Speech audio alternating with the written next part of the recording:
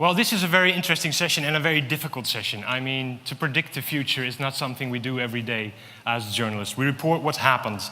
I still remember the first time I shot a story on my phone almost 4 years ago. Everybody was impressed. And look where we are now, MoJoCon 3. Shooting a story on a mobile phone is become the new normal. But where are we heading? Are we going to use mobile phones in the future? I remember a couple of weeks ago, Mark Zuckerberg from Facebook said, the smartphone is so last year, we're going to go for something new. So what does that mean for MoJo? Where are we going? And to talk us through the future, or at least try and talk us through the future, are these four wonderful Mojos. And we're going to start off with the first one, Erin Collins from CBC. Okay. Oh yeah, the microphone works. That's excellent. So the first thing I want to do is quickly thank everyone for coming and for staying. I was here last year and it was terrific, and I'm glad to be here again. The second thing I want to say is they've said 10 minutes strictly, and I have done this a couple times in my hotel room, and I have yet to beat 12 and a half. So I maybe feel like I'm going very fast, but it's because I'm worried that I won't get through it. And the last thing I'll say is I have no idea why anyone would ask me to predict anything. I've been involved, I've been a journalist for about 20 years, probably covered about 40 elections, and I think I've been wrong every single time. So I'm sure I'm not alone, so yeah. Projecting anything is a bad idea in my case, but we'll try, we'll go ahead. So with that said, first we'll start with the present and a little bit about the past. That's me. My name's Erin. I tell stories. And I work for the CBC, I'm a national reporter there. Basically means I tell stories about Calgary, where I'm based, for the whole country. I started out as a radio guy and eventually was asked to become a TV guy, who was asked to become an online guy, who was asked to do it all.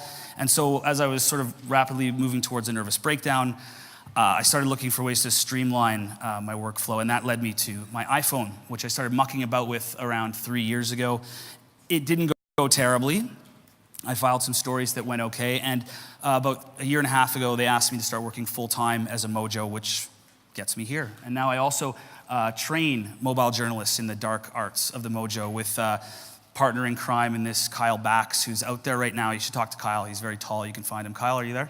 Stick your hand up. Everyone give Kyle a hand. He should be up here too. Hey, there we go. Okay, so let's move on. This is our workflow that we teach, and I'm going to briefly kind of go through it. I use my iPhone 7 Plus, so just recently it was a 6. It's always changing. I shoot always with Filmic Pro. I edit generally with my iPhone, and I use a MacBook. And I am mucking about with LumaFusion, but it's not on the MacBook yet, although I understand it's coming very soon.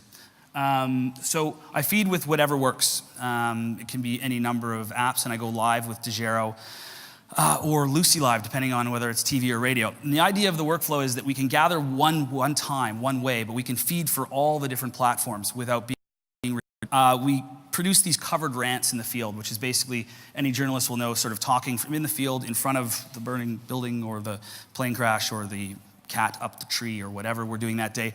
And we record that, we cover it with some B-roll, we throw some clips in the middle, we send it back to the plant. TV folks are happy. We split it, sort of cut it down about 30 seconds, rip the audio out, send it back to the plant. Radio people are happy. We cut it down even further, throw some text over top or not, throw it back. TOV social people are happy. And then we start banging away, hopefully with a coffee or other beverage in our hand, and our web story is out soon after that. So it sort of dramatically reduces the possibility that I'm going to have an aneurysm in the field. So that's the idea there.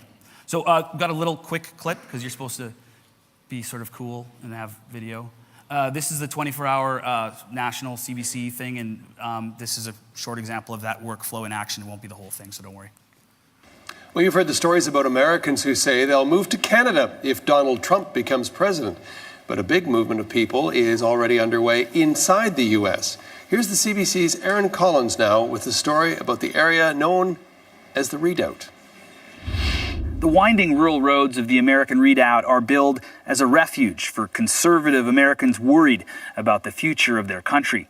But just how many of those Americans are actually moving here is difficult to say.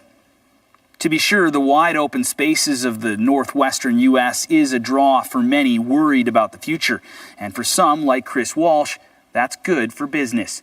and Walsh runs Revolutionary Realty. His specialty, selling homes to people who are relocating to the Redoubt. I think that there is a very serious, back to sustainability movement. So obviously it goes on, and then it files for radio and stuff following that. Full disclosure, I am not Philip Bromwell, which is clearly evident right now, but working to get there. So that's sort of a sort of brief example of what the workflow looks like and sort of how it feeds all platforms from there. So what do I like about being a Mojo? It's light, it's easy on my back. I have a bad back, I have 2 kids. I'm always sore, so it's easy that way. I can file, as I said, video for me, which is a big thing, which is it's a more intimate way of talking to people. It feels less in their face, and I find that you get a better response. It's cheaper, and that means my managers like it, and they'll send me places that I wouldn't normally get to go, like Ireland, so yay. I think if you add it all up, you kind of get to tell more stories, go to more interesting places. And just a brief sort of example of that, last year I was in Saskatchewan. I was just talking to someone about Saskatchewan, and there was a school shooting. Four kids and their teachers were shot. Pretty intense situation. Anyways, long story short, we got news that the Prime Minister was coming for a visit, and there was going to be no ENG cameras allowed at the scene. So I decided, well, no ENG cameras, but maybe I can take my phone out to the airstrip and see what I can get. So this is what I got.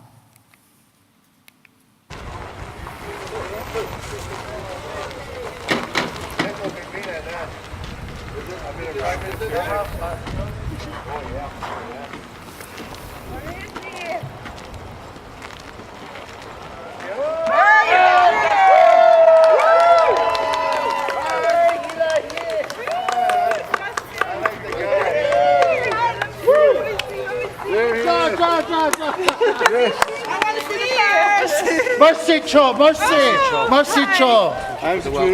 Welcome to Canada. Welcome to Canada, Merci, Cho. Thank you. Yes. I'm Mr. Goodale. So I really wanted to use this laser because they said there was a laser. So look at that. Look at that, look at that, look at that, look at that. So the reason you can get into a place like this, there's no ENG cameras. Does anyone see any ENG cameras? No, but there's phones everywhere. So you're almost invisible out in the field, which is a really huge advantage. And the audio's not perfect. I didn't have an external microphone, and the video's not perfect. But I shot it handheld, no rig, no mic, and that certainly led my radio and TV stories that night, and I think it's entirely usable, so hooray. Okay, there are negatives. Starting with the obvious, it's a phone. Lots of times it doesn't work, and we're asking it to do tons and tons and tons of things all at once. And that's hard. Like the show in the UK, location. Connectivity is a nightmare, and all of your successes completely depend on connectivity, at least when you're doing live and stuff like that. So that's a problem. I'm out of batteries again. I'm always out of batteries. I'm always charging. I'm always thinking about it. I'm always worried about it. The day I don't have to worry about batteries will be like a liberation day for me. It'll be amazing. The apps are fantastic. Filmic Pro is here, and LumaFusion are here, and the apps are terrific until they're not. And sometimes they're buggy, or there's an upload or a new version that you're supposed to put on. You haven't had time, or you haven't had time to put the new version on and then test it in the field. So they're great when they work. Sometimes they don't. Same with the gear. And the last couple things I'll say is, with great ability to file for multiple platforms comes great demands from all these desks, and they're kind of in your ear in the field, which can take you back to that place you were trying to avoid, which is having a stroke in the field. And then there's the problem of trying to convince the bosses at the legacy media streams that what you're doing with your little phone is worthy of broadcast. So those are the negatives. We'll get to the future soon, I promise. So the road ahead. This is a project that's going to sort of transition us to talking a little bit about the future. It's a project that CBC just did. It was a 90-minute Facebook Live special from 4 locations, all shot with iPhones, with a dozen packaged iPhone stories created completely with iPhones. So it was pretty cool, and it didn't entirely fail, which surprised most of us involved. So we were very happy with it, and I think the key to this is that I guess I see the future of whatever we're going to do, and I'm not sure, like I say, I'm not a prognosticator, but what I see as the future is having more to do with live, whatever it looks like. So we're going to take a little bit of a look. It was a 90-minute special that we then crushed down to 42 minutes to put on traditional television with ads and all that business. So this is just a couple quick snippets because I'm probably already at my 10 minutes.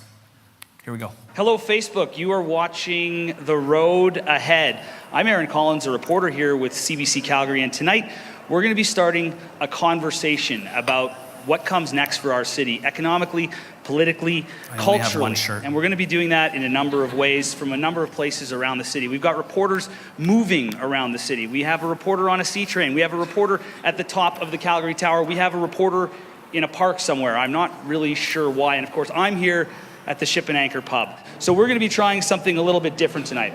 We're not going to be in a studio. We're going to be having this conversation where everyone has conversations in a pub. And on top of that, everything that you see tonight is going to have been shot on an iPhone. In fact, I'm being shot on an iPhone right now. So you have to remember that what we're doing tonight is as much a grand experiment as it is anything else. So bear with us. Technology willing, we're going to, by the end of the night, have had a good conversation, a conversation about what the road ahead looks like from here.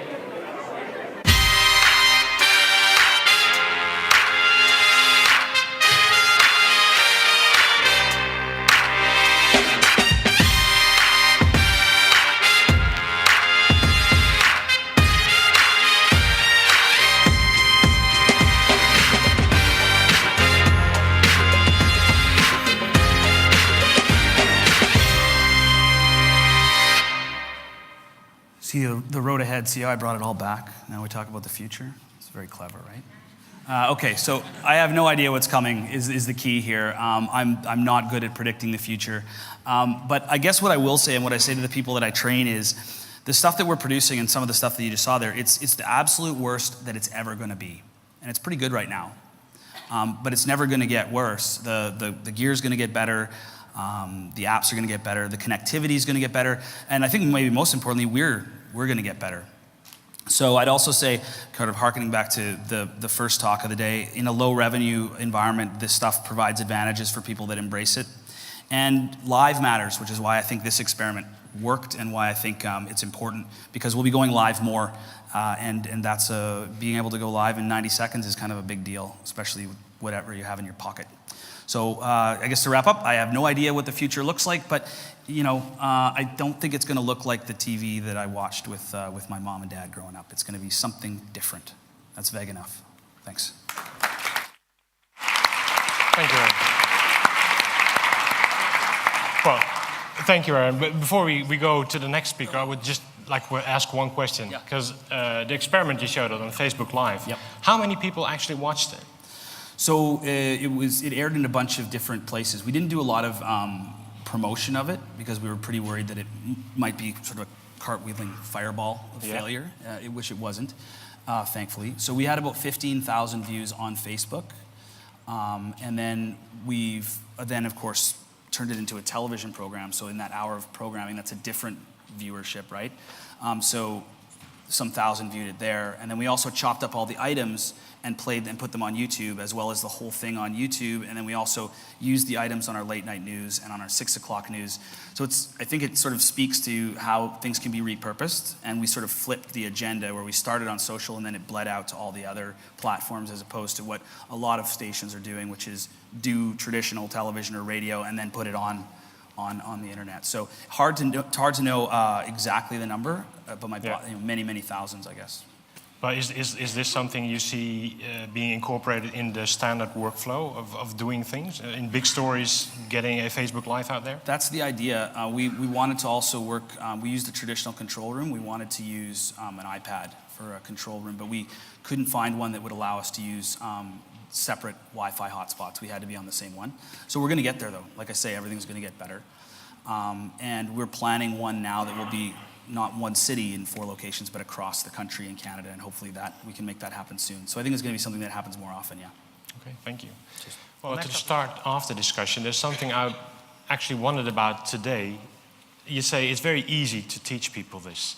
So how come there's still no TV station, broadcasting company that makes Mobile content just for mobile, nothing else.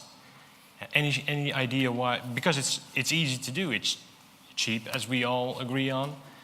Why isn't there a company making advantage of that? Erin? If my boss is watching, I might be in trouble. But I'd say it's because the people making those decisions come from those legacy streams. It's nothing against them, but that's what they know, right? So they're trying to catch up with all this stuff like everyone else, right? So the decisions come from an experience base that tells them to go in a different direction. So once we're in charge, once you're in charge, everything will radically change, right? Any questions from the room? John Inge, is there a microphone? Yeah, there are the microphones. Everyone's tired.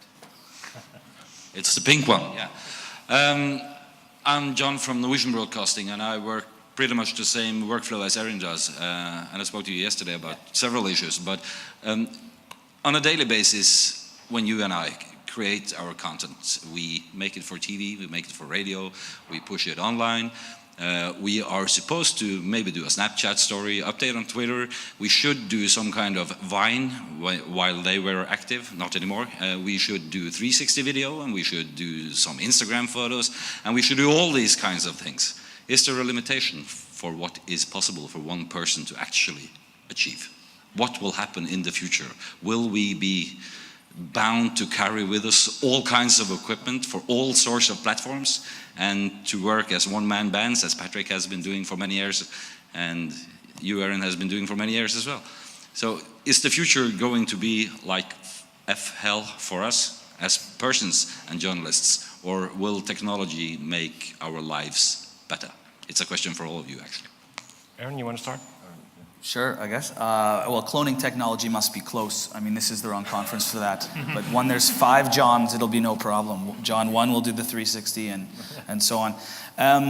To tackle that, I think that one of the things that has to happen is a reorganization of the newsrooms, where there's the content gathering happening, maybe, and then you have a primary. After you've gathered, you're dealing with one primary file, but then the content is pushed back in a more raw form, and then it's parsed out to, you have your Snapchat person maybe, and you have your TOV person, and you have your person who's maybe cutting down the thing, all the workflow I've done to make the radio person, the radio story out of the TV story, so that you can be freed up maybe to do live hits or to do the talk tape into the afternoon show. And yeah, I hear what you're saying. So I think it all comes down to that reorganization of the workflow of the entire organization you work for. Yeah, I've got a solution. If we start spending less on satellites and using more tools, for example, MoJo, when we go on live, if we do that and we earn that money and not spending it on satellites, we probably can invest in someone specialized on Snapchat like Yusuf does on CNN, and do that real segmentation on channels. That's job creation. That's great. Yeah, and at the same time, I would say on the other way, and now I'm going to be like negative on that part. Well, not negative. What do you do on your live? You are here, and maybe you see something and you tweet it. But then you see a great image and you Instagram it. And then you see whatever and you Snapchat it. We do that in our lives. Why not applying it to our jobs? I mean, we do it naturally. But on the other way, if we get that money back, we can specialize. So maybe it would be good. So hiring a second person to do all the content, the extra content. Having a person for specifically for Snapchat, having a person specifically for Twitter. But I mean, it needs a change, a big change of mindset. The other thing, if I could, is the specialization is important because when you try to do everything, which I'm trying to do right now, you do everything poorer. Yeah, and everything pretty much the same. And pretty much the same. Yeah. And that waters things down. So it's a proof of life at this point in a lot of cases. We can do this, but I think you're right. Specializing in that way, which is in a lot of ways going back to what we were doing in the past, where it was in silos. But you can be more nimble as a reporting staff because everyone maybe can do everything, but can focus on their strength. Yeah, absolutely. Yeah, sure, go ahead. Because I hear what you say, and you think that when you save money on your revenue, that you will be able to actually hire some other person to do that. Well, I have bad news for you about the future, because this is the situation in Norway. We have a lot of money already, and we are not depending on saving money on revenue to to hire new persons to do those specialized Snapchat or any kind of social media platform. We have people who does that already. But as for me, working as a journalist in a region, very remote region, all by myself, I don't have any crew around me, but I have a big backpack with a professional camera, with a 360 camera, with a drone, as for now, for the last week. So things are kind of escalating. I carry with me all the time at least 5 different cameras. And this makes a big demand from my bosses, because they say, well, you have all the equipment, you should feed us with content. And the thing is, I lose control over my stories. And that is what really annoys me, because I would like to be in full control of my story, because there are often many shades of the facts that are presented that is not possible to make. Even if I make the longest web story, I can't cover all the facts, and then I can send some raw material into the social media desk, and they will fuck it up, everything, because they are just looking for clickbaits and everything. And this is really annoying for me. But my feeling is that all these technology developments raises another demand for even more content from us as journalists, and this is the thing in the future we should be really aware of. And I hope that if you have like regional employees like we have in my station, that you treat them well and give them a few days off from time to time. Send them to Ireland or something. The first thing I'm going to do is hire you.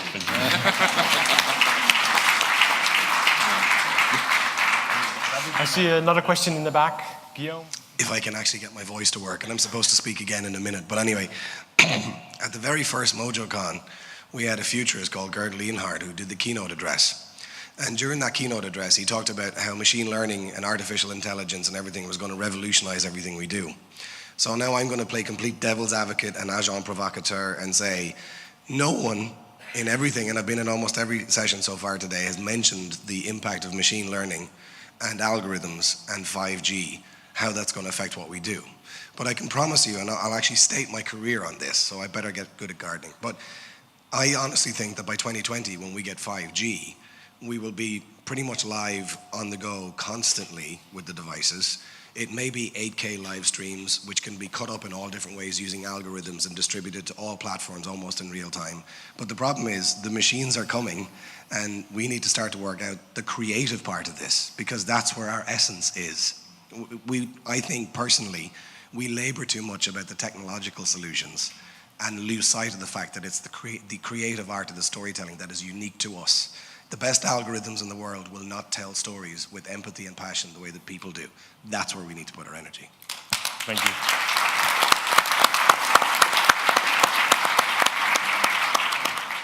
There wasn't a real question in there, Glenn, but maybe Guillaume, he's next.